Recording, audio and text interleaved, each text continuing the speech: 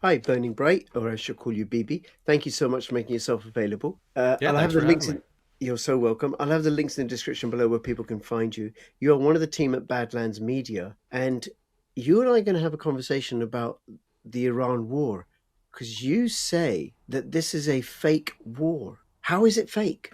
Well, I think to get into that, people need a brief intro of how I think about things. I was a writer, professional writer for a long time, specifically fiction. And I think what's interesting about that is I think in terms of story structure, when I'm trying to analyze events in what we call the info war or the truth community, I tend to look at everything as narrative first and actual second. And that's not always literal. The reason I do that is because, as a good friend of mine, Chris Paul, who's also at Badlands, often says, we are so separated from the events on the ground anywhere around the world, including in our own countries, that I prefer to look at everything as a narrative deployment first. Then I try to map what is this narrative? What is this story trying to get me to believe? What is it trying to get people in country X to believe? What's it trying to get the media to believe? Other politicians? And for me, the Iran war narrative, as it has been sold to both Americans and foreigners, I think has been wildly inconsistent. One of the great ironies about the Iran war narrative is I think it's the rare case where the media that is criticizing Donald Trump about his inconsistency has a point. The war is on at 9 a.m., then it's off at noon, then it's on at 3, then it's off at 6, right? So this is the rare case where I actually don't think me calling something fake is that controversial because, for example, yesterday, as of when we're recording this, The Atlantic published a piece openly questioning whether or not the Ayatollah is dead. And my friends and I at Badlands for 6 months have been writing articles about how the Ayatollah is both fake and gay. And after we started saying that, Donald Trump started calling him gay first. And now people seem to start calling him fake. So, that's just a little intro of let's not pretend that the way the Iran war has been discussed by politicians has any bearing on what's actually been going on, which is also me admitting that there could be real things going on. There probably are real things going on, but pretending that because OSINT Twitter accounts who are repeating government propaganda from the US or from the Iranian regime gives us insight into what's going on in the Strait of Hormuz, I think we need to let go of that a little bit. Right. And I would say there's another significant player, which would be the globalists. Absolutely. Because my sense of it, they've largely been critical of Trump's misadventure or adventure, however you take it, this project, this undertaking of the war, right? Um, okay, and then also no fatwa required here doesn't mean literally that the Ayatollah is fake and gay, but Right. there's a lot of obfuscation. I think that's what you were looking for, BB. Obfuscation about what's Yeah. happened to him, right? Yeah, And so just if anybody's not aware, I come from the 4chan days way back, the deep places of the internet. When I'm saying fake and gay, that's actually just a shorthand of I don't believe you, right? It's like yeah, it's a way of so fraudulent an official, nonsense. You're yeah, lying. an official source is telling me, hey, there's a very deadly pandemic. You've got to take this, and I say that's fake and gay, and obviously, tongue in cheek. Just for the record, my favorite member of the Trump administration is Scott Bessent. So, I'm not trying to cast aspersions, but I do think there's a little bit of a humiliation ritual going on with the Iranian regime. So when I say it's fake too, I'm not trying to say Iran's secretly the good guys, etc. I'm not trying to invert everything. I'm more suggesting we are now being told as one example of the many contradictions inherent in the story we've been told in 2026. We are being told that in a nation where we are told they throw homosexuals off of roofs, that the leader of the nation is gay and that all of his cabinet, everybody in his continuity of government understands this to be the case. This is being reported by American media, by Hold on, global no, hold on, media. hold on, hold on. You're not making a joke here.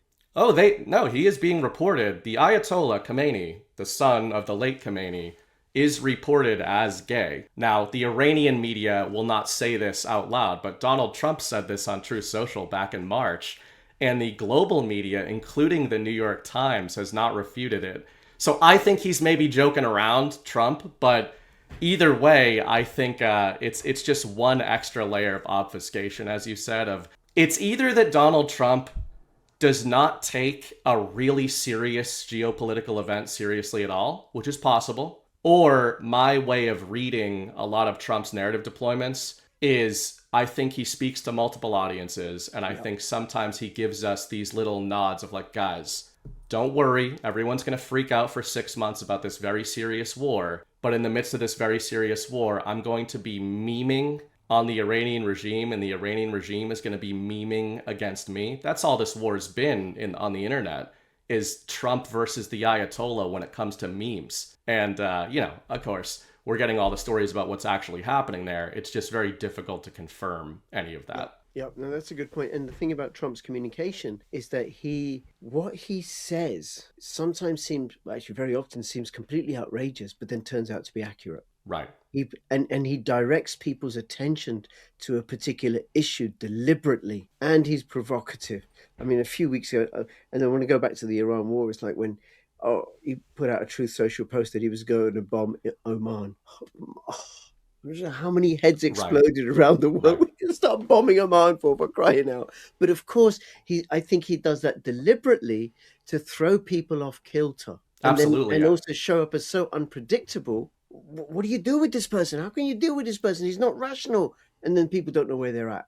So they're all confused, off kilter. Absolutely. Okay. And, that's not even, I'm sure the things you talk about, the things I talk about in sort of Normieville are considered insane. To even start having a conversation with somebody where I start with the Iran war is fake.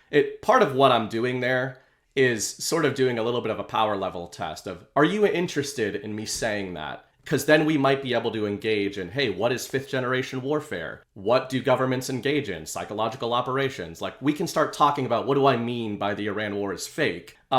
Whereas people who can't even begin to have that conversation, I consider those people the silly ones. Because to your point about Donald Trump's communications, if I'm to take, and I'm a Trump supporter, by the way. Right. If I'm to take everything Donald Trump says in real time, literally, that is a dangerous place to be in your mind, right? Because it is not the case. And to your point about his communications, one of our favorite words over at Badlands with my friends and I is the discombobulator. Donald Trump himself has been saying, we use the discombobulator on Venezuela. We're using the discombobulator on Iran, right? Our theorizing is that the discombobulator is narrative warfare. It's fifth generation warfare. That's what he's talking about. And to your point exactly, look at the global mindscape and the mediascape. Look at the politicians who are arrayed against Donald Trump. If you think we don't have any idea what's going on in Iran, do you think the government of England has any idea what's going on in Iran? Nobody seems to know what's going on over there. And I think Donald Trump likes that. Mm. And they don't know what's going on in Trump's cabinet because there's very few leaks. I don't think there have been any leaks at all, right? So it's a very, very tight group. Okay, now back to this thing about the Iran war being fake and gay. There have been tragedies. Military personnel and civilians have been killed, injured. There was that school bombing. Trade routes has been disrupted. Food supplies, cargo shipping, oil, gas, right? How can you say that that's fake? That all of that has happened. And that's going to have serious ramifications for many, many months. Right. Well, I think to start with, and this is how I see things, right? And I understand it's a strange way to look at the world, but I kind of want to split that into two points. The first is to be blunt, we don't know any of those things in terms of the tragedies, right? Like how many false flags have occurred that communities like this talk about, that if you were to suggest that such and such event was fake to a so-called normie, you're called crazy. And yet there's probably a lot of people who watch your shows who think that some foundational events or tragedies that we are told about either are fake literally, that they did not occur, or more to the point, the story we're being told about these events is fake. So when I say the Iran war is fake, and and I understand that I'm being provocative when I say the Iran war is fake. That's why I started that way. Mm-hmm. But I admit I don't know. So the school bombing, for example, when the school bombing narrative hits the airwaves, because that's what it is, whether it's real or fake, it is a story that we are told, right? Yeah. I look at that and I go, okay, when we are told stories about tragedies, what happens? We immediately get put on the back foot. We immediately lower our defenses, and we are immediately, as human beings, highly susceptible to suggestive programming, predictive programming. This is how the Hegelian dialectic works. That doesn't mean that this tragedy didn't happen. What it does mean, however, is that I pay very close attention to who is telling me about the tragedy and why they are telling me about the tragedy. So if they're telling me about that tragedy to say, Donald Trump must stop whatever he's doing right now, look at how many people are dying, there's innocent people, etc., what is that story trying to lead me toward? And that's kind of my modus operandi, is to say, I look at the story first and I say, okay, if I believe that story with 100% accuracy, how do I feel about where these things are going to take us? And I guess what I will admit as my foundational premise is that Donald Trump is engineering what I call a global disentanglement operation from the globalist regime. Some of this is actual in terms of rebalancing trade, rebalancing finance, rebalancing kinetics, military, etc., regime change. And a lot of it, in my opinion, is psychological and narrative. I think there's a lot of this that is Donald Trump provoking the global mindscape into the desire for sovereignty, for self-actualization, the rejection of globalism and collectivism. And when I see a lot of these tragedy storylines, almost none of them are ever emanating from US military reports, from the White House, from Trump. They are almost always coming from people who are arrayed against him, trying to stop whatever agenda he's forwarding. So, and, the other way of looking at it, too, is, let's say the school bombing, for example, did happen as it was told to us.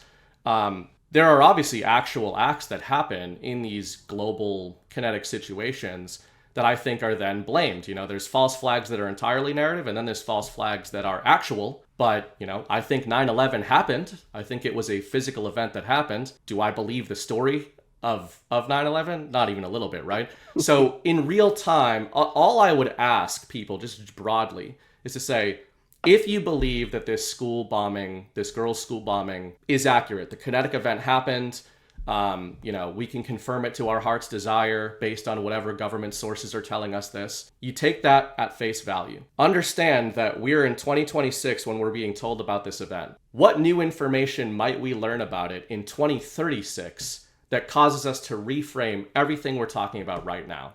And I just try to do that in real time rather than waiting for the benefit of hindsight and going, maybe I shouldn't have emotionally reacted to that event, because it turns out that's exactly what some players wanted me to be doing.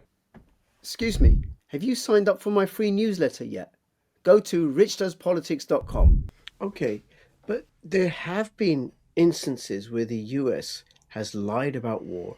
Iraq, WMD, the whole domino theory in Vietnam, that the communists were going to take over all of Asia if they got Vietnam, the lies about Libya and Gaddafi. So how can we trust? You say that because these reports didn't come from the US official outlets, they're somehow less reliable. But the US official outlets haven't been reliable in the past. Yeah, and I like that you said that, because that's definitely not the point I'm trying to make. So I want to clarify that. I totally agree with you. Totally agree with what you just said. I do not trust anything coming out of the US government. I will admit I am partial to the Trump administration, and I think bigger things are going on with the Trump administration.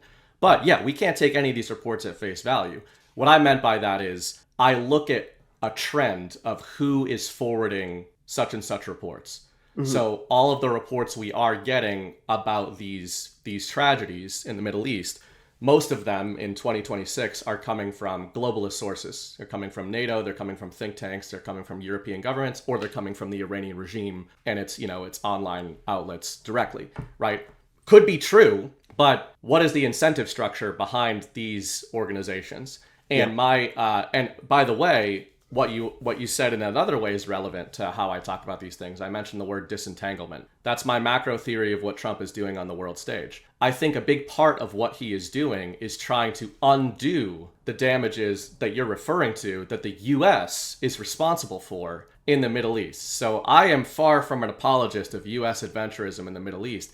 In fact, I was a Democrat before I was a Trump supporter. So I spent most of my life anti-Republican, anti-military industrial complex. Like, I'm all on board with all of that. I believe Trump is trying to disentangle us from these international conflicts, which sounds contradictory because he just started a war with Iran. And this is when my theories are going to need time to see if they end up mapping. And right now, it's fair for people to say I'm totally crazy. But one of the ways I talk about this stuff is by projecting end states. So if the end of the Iran conflict ends up with two major things: the US militarily disentangled from the Middle East, and the biggie, new civilian deals, new trade deals, new energy deals in particular with Iran, between the United States and Iran, which I think is happening. Right now, reading the Iran war narrative as literal does not jive with those two outcomes. So if those two outcomes do happen, I think we have to look back at the Iran war narrative we were being sold the whole time and wonder, how did things end up in this place? How did we end up with better relations than ever with the country that we're supposedly carpet bombing right now? Yep. And okay, a few points I want to come back respond to, right? So one, as well as looking at the track record of US statements, I also am cognizant of the track record of statements from NATO and the European Union and Britain, right? Right. You know, they told us it was safe and effective. So safe and effective, I have it every hour, BB. Every hour, just to make sure, right? Can't be too safe and too effective, right? And plus many other lies they've told us. Then also the Trump doesn't do, and I'm Muslim. My family are, we all have a pro-Palestinian bias. In my family, right? They consider this war that Trump is. They regard him as just like any other American president, dropping bombs on Muslims in the Middle East. Just like Obama and Bush. And the point I make to them, no, he doesn't do kinetics like previous presidents, and he's not playing the same game. And I can actually see, let me make a diversion here, right? So I work as a child protection social worker. And I used, I suppose, the mode of analysis there to hear. One of them is pattern recognition. The other is kind of going undercover. If you see me and where I'm doing and who I'm talking to, you might think, oh, Rich is making nice with an abuser. No. Rich is extracting information. Rich is making nice, trying to work with this guy to try and change what they're doing. In the meantime, I'm gathering information from the school and the other agencies and stuff in order to protect this child, and he doesn't know I'm doing that. So, and that's a fairly small project. And you take such a large project as this war, then yes, it looks like he's attacking Iran. But also, what I can also see, which I think is consistent with what Trump wants, and I agree with you, he wants to disentangle the US. He wants sovereignty for the US. He wants to, I think, disembowel the city of London and its proxies, so they're no longer ruling over the world. And I think that comes into another conversation you and I are going to have about the sovereign alliance, the alliance between Russia, China, and the United States, because they're all done with the city of London. Right? We've had enough of you. Tamp down Israel and its ambitions, and the same with Iran, and get the bases are not viable. Military bases are no longer viable. This war has demonstrated that. Right. But then he's got to do it in such a way without getting killed. So, it's just too expensive. Iran's just attacked them all. It's too expensive. We can't repair them. We don't have the money. We'll get our soldiers out and we won't bring them back. It's really difficult to bring them back. And then the other thing you said about this, an alliance or a treaty or whatever, an agreement between the US and Iran's new administration, whenever that arises. The other thing that I would add to that are the intra-agreements within Middle East nations, the Abraham Accords, the security pact between Turkey, Saudi Arabia, and Pakistan, which Iran was invited to join. So bloody hell! The Board of Peace in Gaza, which is where you're going to have policing done by troops from many different nations. So is Israel really going to attack Pakistani soldiers or Turkish, I don't know if Turkey signed up to it yet, but Turkish soldiers, is Israel going to do that? Right. So there's another guy you should talk to at some point. You know, we always cite each other, but hey, we're in this little unofficial civilian crazy think tank at Badlands, and a good friend of mine who's our Middle East guy is, we call him Ghost. But Ghost has an insane track record over the last 2 years of predicting exactly which alignments are going to come in the Middle East and exactly how Israel is going to try to disrupt those alignments. So, right. And I want it to be clear to people that we are not Israel defenders, far from it. I agree with everything you just laid out. And that is admittedly my foundational premise, that Donald Trump, I do not believe, is aligned with globalist interests. No, he's not. Do not believe he's aligned with U.S. adventurism and imperialism, for lack of a better word. So if I don't believe that, it would seem that the events of 2026 contradict those premises. On the surface level, it does seem that way. So, and I fully admit that. I didn't see the Iran war narrative coming and being as huge as it was. But I will say, and this is why I write things down, I don't just talk on my podcasts. I wrote an article in January called Sovereign Disentanglement. And this was what I thought the theme of 2026 was going to be. I did not think it was going to be as dramatic as this. Right. But I wrote this during the Operation Absolute Resolve, which was Venezuela. So now think of first week of January. Remember how dramatic that was? We've got Trump is going into Venezuela. We've got, special, magical, invisible, super soldier, ghost armies down there. That was the first time we used the Discombobulator. Now, what is the Discombobulator? Donald Trump has never explained it. No military personnel. It's his Truth Social post. That's the Discombobulate. That's literally what I believe. So, and that's not as silly as it sounds, because as you said earlier in this conversation, I wrote a series on my Substack years ago called The Master, and it was all about how Trump is demonstrating to the world, even the people that hate him, that through narrative deployments alone, he can change fundamental reality by making people believe something that isn't true, or by telling people something that is true that they didn't know before that, because he's such a powerful communicator. My point about Venezuela, I coined the term sovereign disentanglement during that operation because Ghost and I, my buddy at Badlands, had said a year previous, we believe Nicolas Maduro is helping Donald Trump, and a year in advance, and Ghost called it specifically, but we said there will be a regime change operation in Venezuela, but it will be a fake regime change operation. Now, that sounds insane until you consider that we did project in advance. People said, well, how are you ever, if it's never confirmed at a press conference, or if they never come out and say it was a fake regime change op, how possibly are you guys going to take credit for being right? And we said, if the next Maduro regime is identical to the current Maduro regime, and if Maria Corina Machado gets rug pulled, which we projected in advance, you will know that this was not a regime change operation. This was an optical regime change. And what happened? Donald Trump goes in there. He swaps out Maduro. Maduro's in the custody of the DOJ. And then everybody... Not just Maduro, his mother and his wife and I think a few other family members. Kind of looks like an extraction, right? Under a certain situation. So, and then what are we left with? Maria Corina Machado is immediately propped up by the globalist media, by all the institutions that you talk about a lot, by City of London, by NATO, by every think tank, every NGO in the world. Maria Corina Machado, the populist in Venezuela, remember Nobel Prize last year. She's the champion. She's the one that's going to get in there. And I said, I believe Donald Trump just executed a fake regime change operation in order to stop the real one that the globalists had in mind, wherein they were going to install Maria Corina Machado.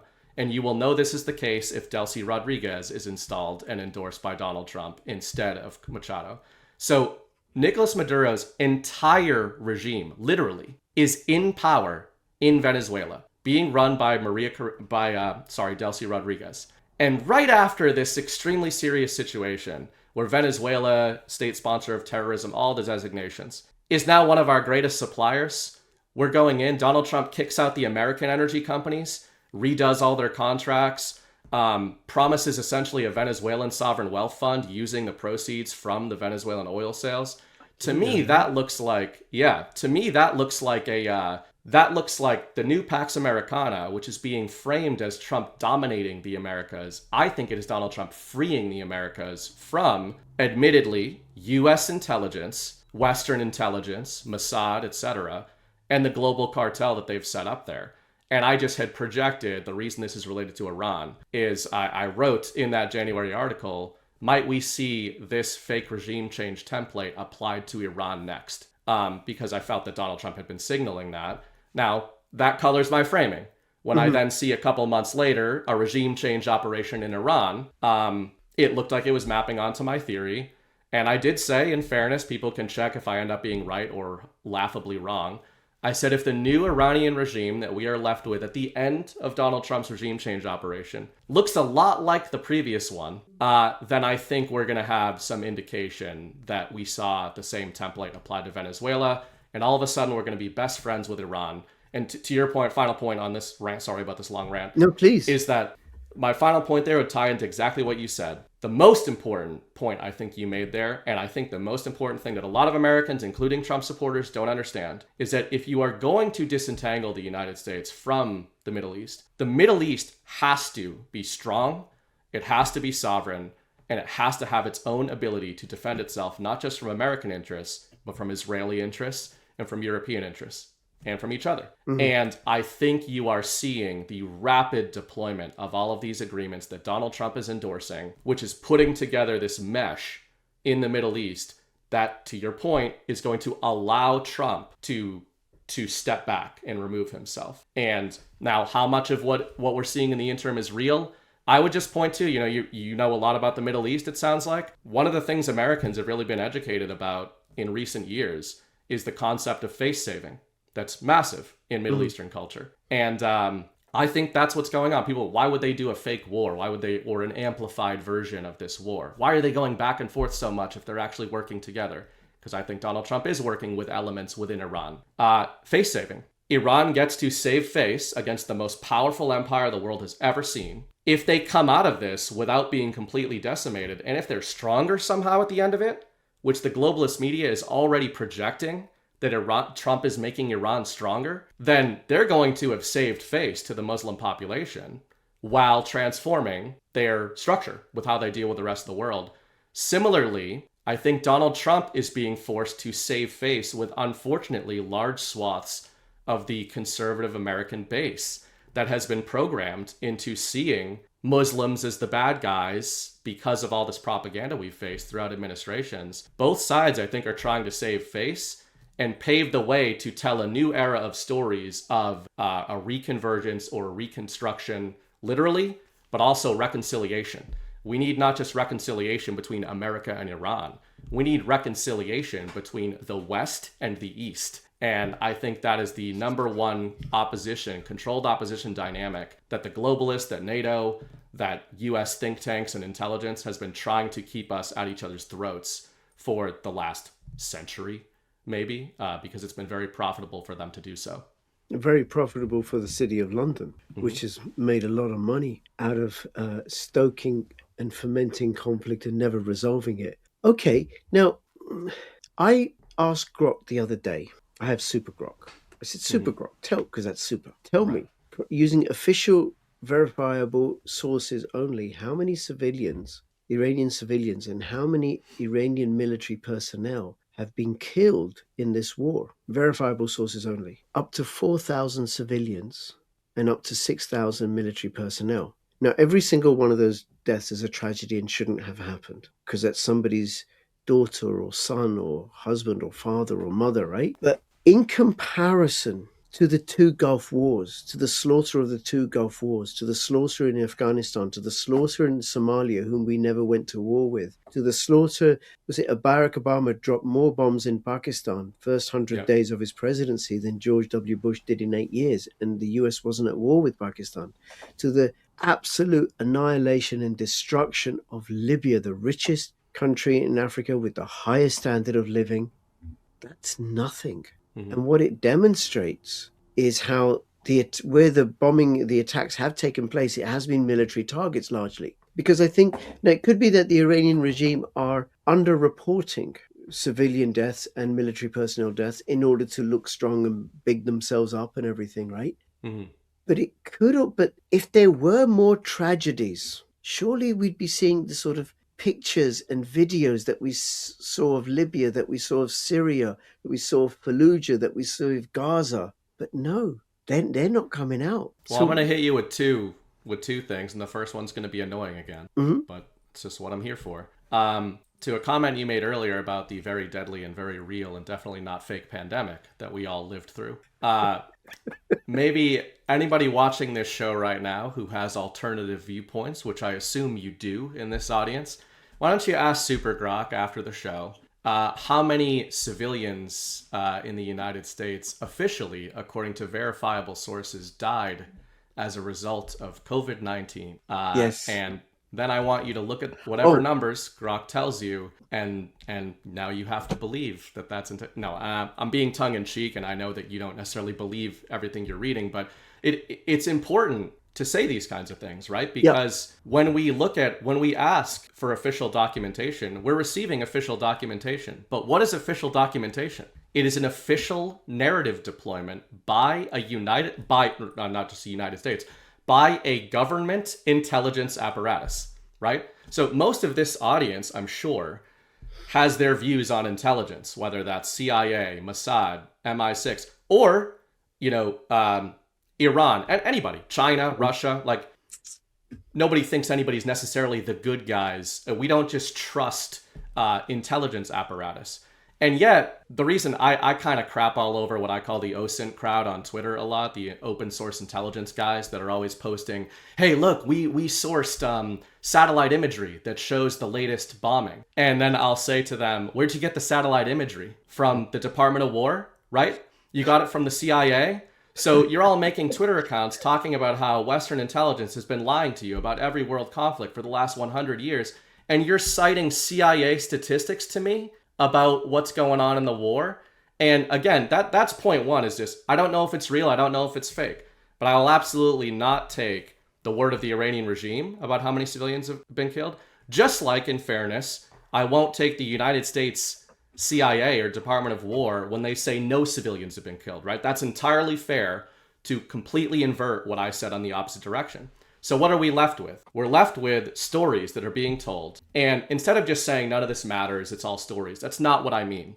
What I mean is, what are these stories trying to get us to do? And if they do amplify the civilian casualties and the tragedies involved in whatever Trump is doing, and if we're right, broadly, that Donald Trump is trying to extricate us from these situations, from the quagmire that the globalist machine says he's getting us involved in. If he bends to that psychological pressure of being cast as the new American warlord, then the quagmire in the Middle East is going to keep rolling on. And I think that's what the machine wants. That's when we get these government statistics. They want Donald Trump to retreat from this whole narrative and say, hey, listen, we'll stop talking about the Iran war as long as you stop doing whatever you're doing over there with or against the Iranian regime. And I think there's a reason Donald Trump has really adopted this really direct posture, even with his own supporters in 2026. It's been a little surprising, where people will ask him, hey, what about the cost of energy? What about there are real impacts even to Americans of this war? And he's taken a very direct, uncharacteristically to his own audience, sort of posture with all of this. And he keeps saying, I don't care. This has to be done. This is what we're doing. And I personally believe it's because I think the globalist machine are the ones visiting these damages onto us. Donald Trump has been telling us that the Strait of Hormuz is open for 6 months. And everybody thinks he's joking. But then he also targeted American oil companies and threatened them with legal reprisal. American oil companies. He is threatened with legal reprisal, saying they're gouging Americans at the pump. How do those two things go together? Right? Like, either Donald Trump is crazy and he's lying, or he is saying the Strait of Hormuz is open. And the reason your gas is expensive is because the American oligarchs who made all their money on all these regime wars we've been talking about today, they do not want American interests untangled from Iran. So they are trying to get, in my opinion, this is a game of chicken. And the American oligarchy, the globalist oligarchy, is trying to increase the financial stress on Americans and on Westerners as a result of what Trump is doing over there in order to get him to stop. Because I do not think these people want a free and independent Iran. And ironically, I think that's exactly what Donald Trump is trying to deliver or help deliver. And he knows, again, the concept of face saving, he knows that he cannot be the one that's in charge of Iran when this is over. I don't think this ends with Donald Trump's going to declare victory, but so is the Iranian regime. And we're going to be in a situation where both are going to be declaring victory at the same time. Yeah. Do you know, listening to you, Bibi, on the one hand, I'm like, this is completely fascinating. And on the other hand, it's like, this is complete fantasy. So fantasy fascinating, right? Yeah. But what I'm pointing to is like, in the reality is we don't know. Mm-hmm. We really, really don't know. And sometimes we won't know until sometime later and how it shows up. You say that I'd say he's, in terms of a good sense, like he doesn't do war like other presidents have done. He's not playing the same game. And he's crazy, by the way, okay? Whichever way, right? Yeah. Whether you're pro-Trump or anti-Trump, he's crazy, right? Yeah. He could be crazy in a good way or crazy in a bad way. Okay, now, this would require a level of coordination and communication that seems to me implausible and impossible. Like, if the Ayatollah Khamenei wasn't killed, he's in hiding, as you suggested at the beginning, that is in this Atlantic article. And if the others aren't killed, they're in hiding or something. It's like, how do you work that out? I don't pretend. And Israel's going to be okay with that? What do you do with that? I don't pretend to be able to work it out. I'm just looking at the contradictions inherent in these headlines, right? At the beginning of this war, headlines not just from the media, but also from the government, from what Trump is telling us, from what the regime is telling us in Iran. It's a little bit silly at this point. For example, the Atlantic, it was yesterday, as of when we're recording this in late August, was citing regime members in Iran about the Ayatollah and getting them to admit on the record that they haven't met him. So you're right that the communications inherent in, a sort of a pincer operation, I guess you would call this under my framing. Like, there is a disentanglement happening here. I think it is being done in coordination with elements within Iran. Who are those elements? I don't know. I don't know if it's some of the names we've heard of. Even the media is saying, and the Trump administration, and really the Iranian regime is admitting that at the very least, there is a power struggle within Iran. Mm-hmm. Like that's basically something that all sides are essentially agreeing that there is a power struggle there. I think that's a hint that there is coordination between the American side and a power dynamic within Iran. Now, which ones are those guys? Obviously, they have a vested interest. Each side has a vested interest in that power struggle and telling us that they're the real Iranian regime and the other regime is the fake Iranian regime. And I think that's a lot of what's going on here. I think both have kind of been hiding behind Khamenei as, he's the one who's in charge, even though nobody has seen him in 6 months. Nobody in the regime has seen him. Just they're telling you they've seen him, but he's in hiding, et cetera, et cetera. And I think Trump, part of what we said earlier, Trump says more than he says sometimes. I think there's more to Trump joking around about Khamenei. I think he knows. We would probably agree that whether we're ever going to find out and whether Trump is a good guy or a bad guy, he probably knows exactly what's going on in the Iranian regime. Yeah. So sometimes I look for even his jokes. And I look for a little signal in there. He doesn't seem to be taking Khamenei very seriously, and he doesn't seem to be taking him seriously going back 6 months. And he's kind of been trolling them about this whole thing. And I take it as baiting. Like, he's baiting them and saying, come on, show him off. Have him do a press conference. Release a statement. Let's tell the people of Iran who's in charge of their country right now. And I mentioned Maria Corina Machado in the context of Venezuela. Another tell here in Iran is that there's usually a globalist representative in each of these countries that have regime change sort of narratives going on. And Iran is no different. We've got Pahlavi. I think it's Reza Pahlavi, if I'm not mistaken. Yep. Now, he's a globalist. Now, it's entirely possible that he ends up in charge of Iran when we're done here. I don't think that's what's going to happen. And we've had for years this populist uprising within Iran led by Pahlavi, who's funded by all the Western NGOs, who's propped up by Western intelligence, who's telling the people of Iran to rise up and take down the regime. And I believe we saw that thwarted by Donald Trump in Venezuela. And I think the same thing is going on with Iran. I think there absolutely was a regime change attempt by the globalists in Iran, and Trump is doing one of his own. So who ends up on the throne there? I cannot pretend to have the answer to that. But what I would confidently say is I think I know who will not end up on the throne there. And it's anybody aligned with Western intelligence or NGOs or any of these globalists. And, you know, the final reverse indicator for me is the biggest one, which is probably most relevant to your audience. I know you talk about Europe a lot in London. And, you know, sometimes when I can't figure out what's going on, which I can't pretend to, I orient myself by looking at them. And I go, man, each week you would think that if the war in Iran was so horrible for Donald Trump's mandate for the future, wouldn't they just let him cook, right? Like, wouldn't NATO and Europe and London, and wouldn't they all just be like, hey, he's blowing his whole thing up. His people are mad at him. Everyone's pissed at Israel now. Let's just let him go, and then we'll survive the Trump administration and we'll get back in there and take power. Why is it then that Europe and London and intelligence are freaking out every week that this operation continues, while Donald Trump is saying, I can do this all day? Right? He has shown no signs, and that's always framed as Trump versus the Iranian regime. But if that's the case, why is NATO so upset about what he's doing over there? And I think the point you made earlier, I think is most relevant to this. I think they don't know what's going on, just like I don't know what's going on.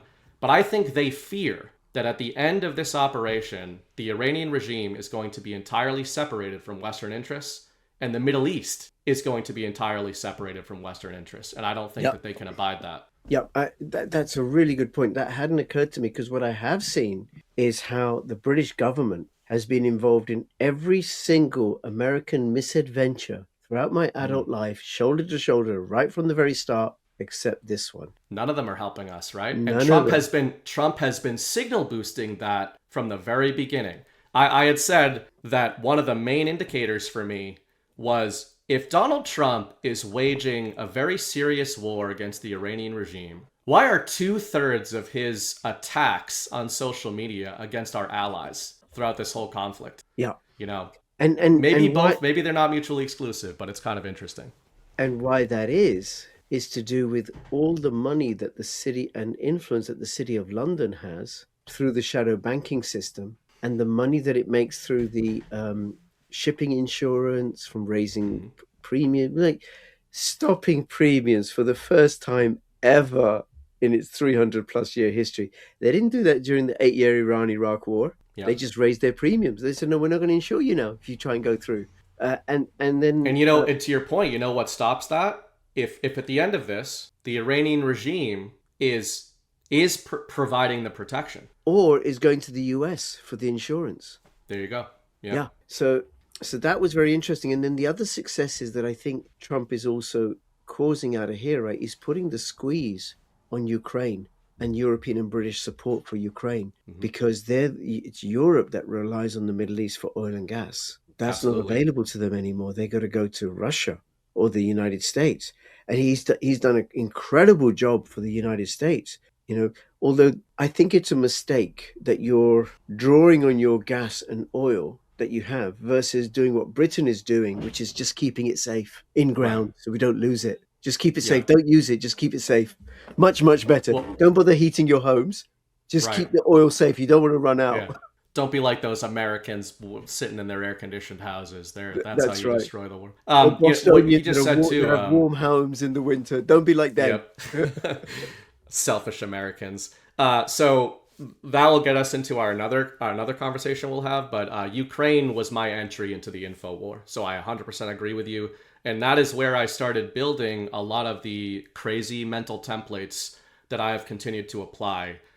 Because I believe I actually am the blasphemous MAGA person who thinks that Donald Trump has learned a lot from Vladimir Putin, going back quite a long way. And I think a lot of what Donald Trump is doing on the world stage is quite mirrored to how Vladimir Putin has operated. But admittedly, you know, for our Russian friends out there, there is no empire like the US empire. So Trump is capable of doing much bigger versions of what Putin is doing out there. But I absolutely agree with you that Ukraine is connected to this. Iran is connected to this. And again, And I the wrote the drug Iran war. cartels, BB, the drug cartels Absolutely, in South America, it's the all the connections to same Hezbollah. apparatus. Yeah.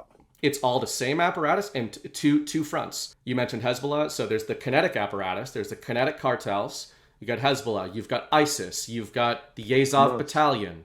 Yeah. Yep, you've got Hamas, you've got the cartels in South America, all the different ones, Tren de Aragua, etc. And then you've also got the other angle, which is the financial angle that I know you talk about a lot. And I said in 2024, my favorite member of the incoming Trump administration was our boy Scott Bessent. And does it seem right now, just for anybody who thinks I'm crazy and checked out a long time ago, but just consider this. Have we ever seen, in the midst of an American president waging a war that threatens to draw the world into it, have we ever seen the Treasury Secretary doing all the press conferences? No. Like, this is a wartime Treasury Secretary. And I think that's a hint that this is just as much a financial operation as it is a kinetic one. And I would agree with your framing that I don't think Scott Bessent is worried about the Iranian regime financially. I think he is worried about our so-called allies who maybe have had their hands in a few cookie jars that they shouldn't have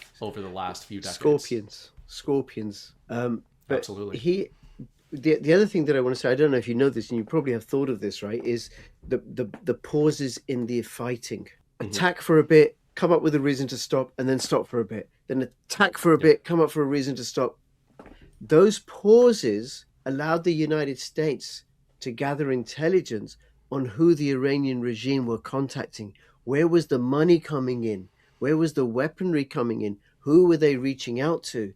What were the banking structures that they were using? And then, okay, we're going to shut them off. So now we have a situation, allegedly, I'm told, where the country doesn't have any money. There's no money going in because it's closed off. No oil being exported, no revenue. So then IRG soldiers aren't getting paid. And Tom Luongo, who's a friend and a frequent guest on my channel. Yeah, I've read his work. Yeah, absolutely brilliant. Because you called... you referred to Secretary Bessent as your boy. No, he's the gay General Patton. That's what Tom calls him. He's my favorite. He's my favorite guy in the administration. Big gay Patton is big gay Patton is how Tom refers to him. You might want to take that on. Yep, that's perfect. BB, and absolutely fabulous talking to you. I'll have the links in the description below where people can find you and your colleagues on Badlands Media. Let us know in the comments, how fake and gay do you think this war has been?